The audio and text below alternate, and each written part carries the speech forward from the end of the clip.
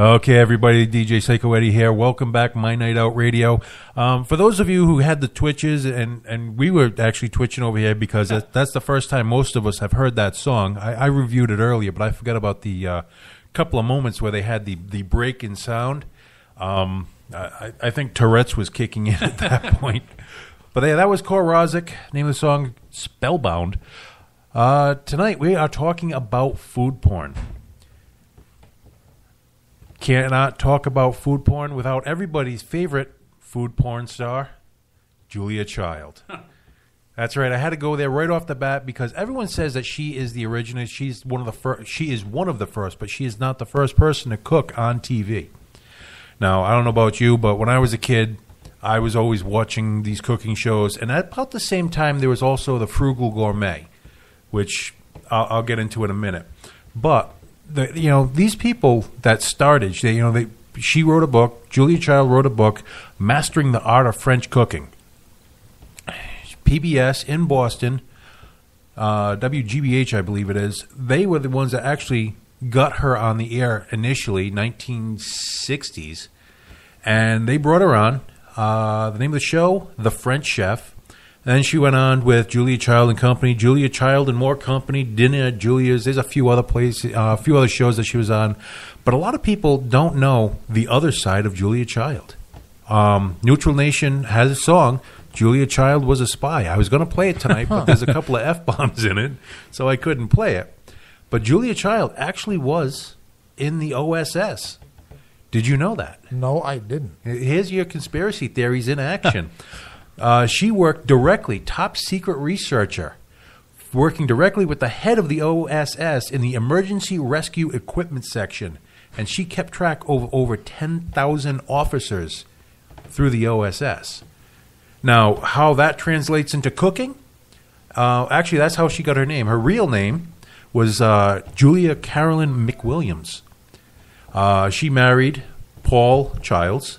That's how she got the name Julia Childs. But she went on, and her whole goal was to make cooking simple, French cooking simple for the masses. Okay. About the same time that I was watching Julia, you had French chef, the Frugal Gourmet, Jeff Smith. He was a Greek Orthodox minister who also had a deli in Tacoma, Washington. He started in the mid-70s, 73, 74. Then in the 80s, he went on to WTTW in Chicago, where the TV show, The Frugal Gourmet, actually initiated. He got picked up by PBS, and then he went nationwide as well. He did 14 years of TV shows on PBS, along with Julia. She was from 63 to, almost 1980s, wow. Mid-80s. There's a lot of really weird stories between just those two without getting into the more modern ones. Like Julia Child's kitchen, she had to have custom made because she was extremely tall. At the time she was 6'4", which Tony can tell you, they don't make things for people that tall. Especially not kitchens for women. That's my excuse for not doing the dishes at home. The kitchen, the counters are too low. Well, actually, she had her kitchen made where everything was about 6 inches higher than standard, so she could be comfortable and look like she was a normal size on TV. Jeff Smith, he did a whole bunch of books, a whole series of Frugal Gourmet, Cooks with Wine, Cooks Italian. He cooks the things you should have gotten recipes from your parents and stuff like that. Unfortunately, Julia, she retired. She helped other people. Jeff Smith, there was a little bit of controversy. When you're doing really well, people have to cut you down. Right. 7 gentlemen came across with abuse allegations, and that's all they talk about. They don't say what kind of abuse. Just generic abuse. Generic abuse. 6 of them were because were minors when they worked at his deli in Tacoma, Washington. One was later on. Yeah, there was a settlement. No charges were filed. But, that just goes to show you these people were getting to the level where people felt the need to cut them down. Right. That happens with a lot of stars late, even of late. If you get too big for your britches. Freak, you don't even have to get to that level. That happens around here. Oh, I know. I mean, just look around.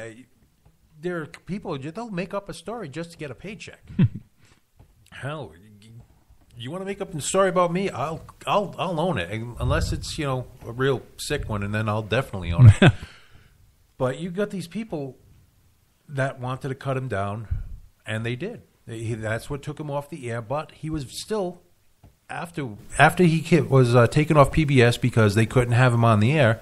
He still continued to write books. Mm-hmm. He still continued to. He was actually a philanthropist, helping people get businesses, restaurants started, and he helped them out. And do you even remember these shows, or am I? No, I remember the names of them. Yes, they did exist. These are not figments yes. of your imagination. Well, I hope not, because a lot of people imagine them with me. But that's where your Emeril Lagasse's and all your whole Food Network, Food TV, the Cooking Channel, all of that sprouted from these two people. They were the biggest names at the time, 70s and 80s. They were it when it came to cooking. Now I will notice, since you mentioned those other shows, that have followed them. Now there were a couple of shows back then, and they were successful. Yep. But now it seems like, I lose track of time. But what would you say in the last decade or two that these cooking shows this interest in cooking porn has exploded? Well, it follows suit with the actual porn industry. In the 70s and 80s, porn was very difficult to find. Mm-hmm. You had a few big names, but the rest of it pretty much went by the wayside because you focused on the two main players in this genre. Right. Like if you were going through the 70s and 80s porn, the name Seika came up, John Holmes, everybody. These are household names. Right. You don't admit to it, but these are household names. Just like the magazines. There was a handful of magazines that... Exactly. Yeah. I mean, if you go back into the 80s and 90s, there was Yan Can Cook, the Asian gentleman, who is still going around cooking. He is nonstop. Up until 2012, he was doing public appearances. Mm-hmm. And that, I mean, this is 20, 30 years after his TV show came off the air. Fast forward to now, you have these people that are literally reaching superstar status. People that they have to hire security to go to the grocery store to apply their wares, to do what they do.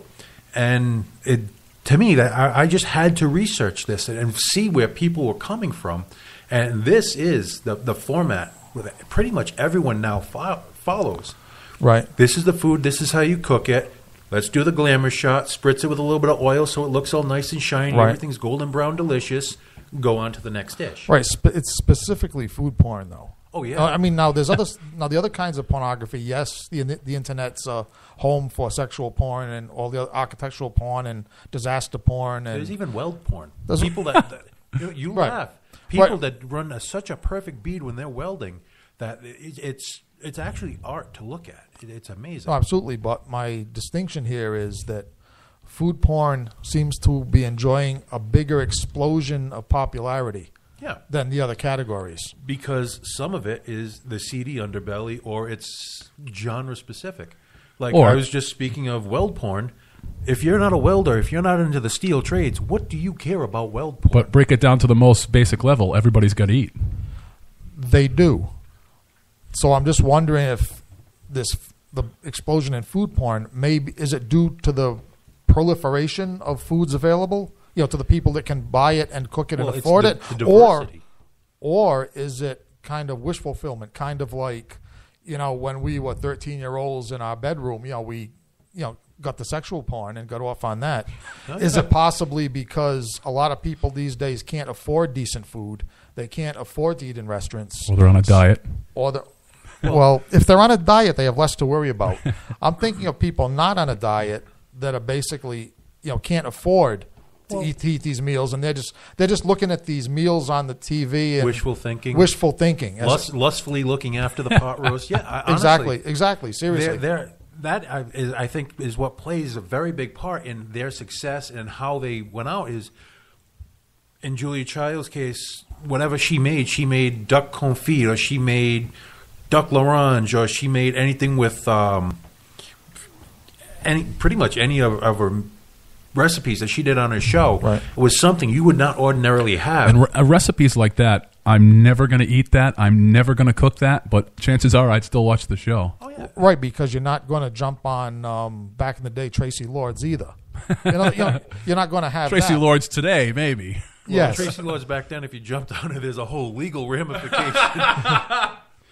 But Right, but that's my point. Is we're lusting after this unattainable food, like we lusted after the unattainable men or women. or it's something almost like goal setting for foodies. Speaking as a foodie, it's a goal. I want to go and get the best possible dim sum in Boston, Chinatown. I want to, All right. I want to have All right, that makes sense. that $50 hamburger somewhere in New York, or go down to Luger's restaurant where they do strictly steaks, cash only place, and one steak can feed 4 people. Right, These are like almost like the meccas for the foodies. right. But the guy I remember most vividly, the founding fathers of what is now the Cooking Network and the Food Network, is a guy that went by Mr. Food, and his tagline was "Ooh, it's so good." And I know he would have a smaller, like a vignette, almost what you would consider to be like a Vine today. He would just do a few things that would be part of the news. Right. But I remember, the kids would be rambunctious, and my mother would say, "Oh, be quiet for a couple of minutes. Mr. Food's on." And he'd go through almost like a simpler recipe. He wasn't doing duck confit or anything like that. Right. Well, we're going to take a break here because we have a lot of bigger names, a lot more up-to-date shows to talk about. We're going to leave here with 30 Silver. The name of the song is Goat. You're listening to My Night Out Radio. We'll be back in a minute.